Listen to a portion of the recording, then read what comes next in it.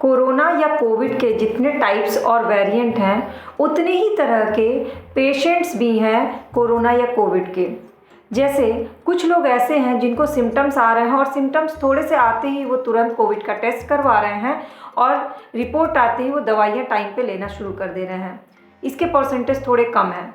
दूसरा सेक्टर वो है जो कि सिम्टम्स आ रहे हैं और वो समझ जा रहे हैं कि उन्हें कोविड हुआ है तो टेस्ट करवाने की ज़रूरत नहीं है, वो समय पे दवाइयाँ खा रहे हैं।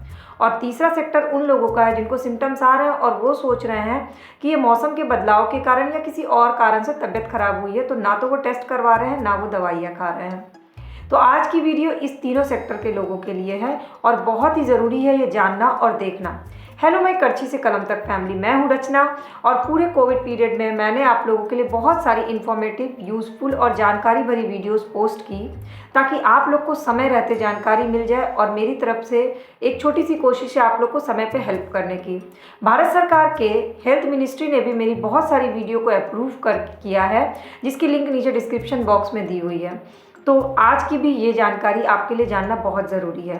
अगर आपको कोविड हो जाता है और आप उसका टेस्ट करवा के रिपोर्ट पॉजिटिव आती है, आप दवाइयाँ समय पे खा लेते हैं और उसके बाद आप कुछ दिनों के बाद मिनिमम 14 दिन के बाद फिर से उसे टेस्ट करवाते हैं कि आपकी रिपोर्ट नेगेटिव आई कि नहीं आई, तो भी आप ये जान लीजिए कि अगर रिपोर्ट आपकी नेगेटिव नहीं आती है, पॉजिटिव आती है, इट मीन्स वो डेड सेल्स हैं जो आपके अंदर रह जाते हैं, इसलिए बहुत जल्दी कोरोना की रिपोर्ट नेगेटिव नहीं आती है, तो आपको वापस से 14 दिन बाद वो टेस्ट कराने की ज़रूरत नहीं है।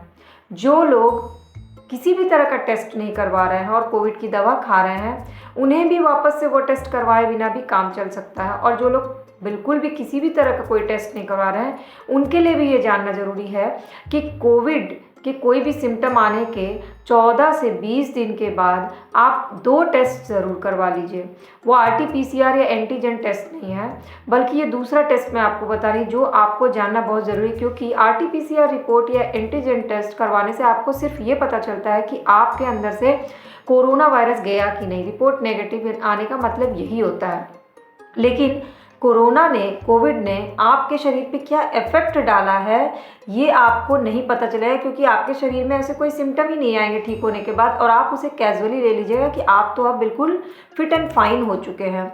जबकि ये वायरस ऐसा है कि इंटरनली आपके शरीर के किसी न किसी पार्ट को किसी न किसी तरीके से अफेक्ट कर दे रहा है। तो ये जानना बहुत ज़रूरी है कि इन फ्यूचर के लिए आपका शरीर सेफ़ है कि नहीं। इसके लिए 2 टेस्ट करवाना बहुत ज़रूरी है जिन लोगों ने भी अभी कोविड के किसी भी वेरिएंट को फेस किया है।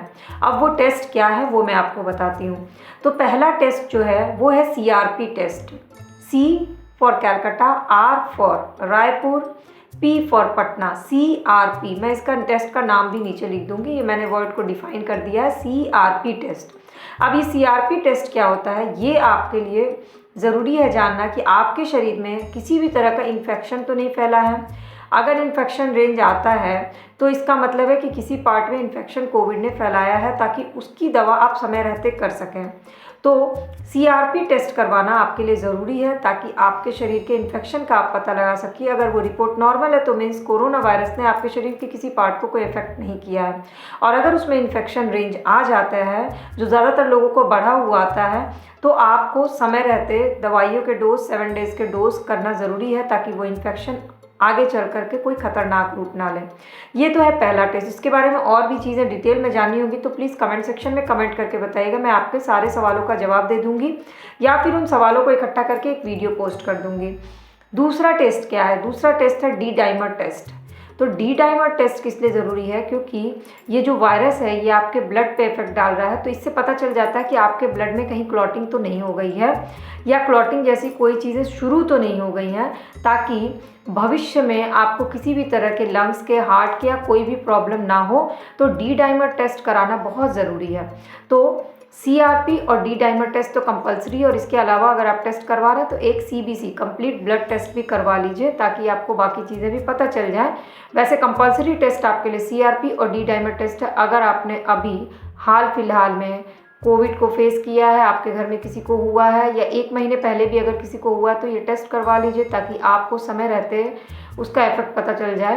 तो RT-PCR एंटीजन अगर होने के बाद आप नहीं भी करवाते हैं तो भी काम चलेगा, लेकिन इसको छोड़ने से आप भविष्य के लिए एक अपने शरीर को ऐसे ही छोड़ रहे हैं, तो अपने शरीर को ऐसे ही मत छोड़िए।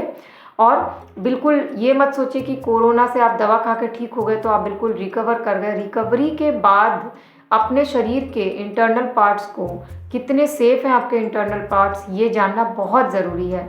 इसलिए मुझे लगा, बहुत सारे लोगों को ये चीज़ें नहीं पता थी। पिछले कुछ दिनों में मैंने बहुत लोगों को ये चीज़ें बताई हैं, तो मुझे लगा कि शायद आप लोग को भी ये जानना ज़रूरी हो, इसलिए मैंने आप लोगों से ये इन्फॉर्मेशन शेयर की। अगर आपको ये वीडियो इन्फॉर्मेटिव लगी होगी तो लाइक कमेंट करिए ना करिए, लेकिन अपने फ्रेंड्स एंड फैमिली से इसे शेयर ज़रूर कर लीजिएगा। कोविड से जुड़ी हुई ढेर सारी वीडियो, उसकी होम रेमेडी और कई तरह के जो हैं वीडियोस, वो नीचे डिस्क्रिप्शन बॉक्स में दिया हुआ है, आप उसको क्लिक करके देख सकते हैं। और अगर इस फैमिली का परमानेंट मेंबर बनना चाहते हैं, वो भी फ्री ऑफ कॉस्ट, तो प्लीज़ सब्सक्राइब बटन को क्लिक करके बेल आइकन को प्रेस कर लीजिए, ताकि आपको रोज़ की video update free of cost मिल जाए। कमेंट सेक्शन में जाके अपने क्वेश्चन, अपने डाउट्स, अपने व्यूज़ और आपके कोई भी सवाल हो वो मुझसे ज़रूर शेयर करिए। मैं कोशिश करूँगी हर सवाल का जवाब दूँ या सवालों को इकट्ठा करके एक वीडियो पोस्ट कर दूँ। Thanks for watching this video.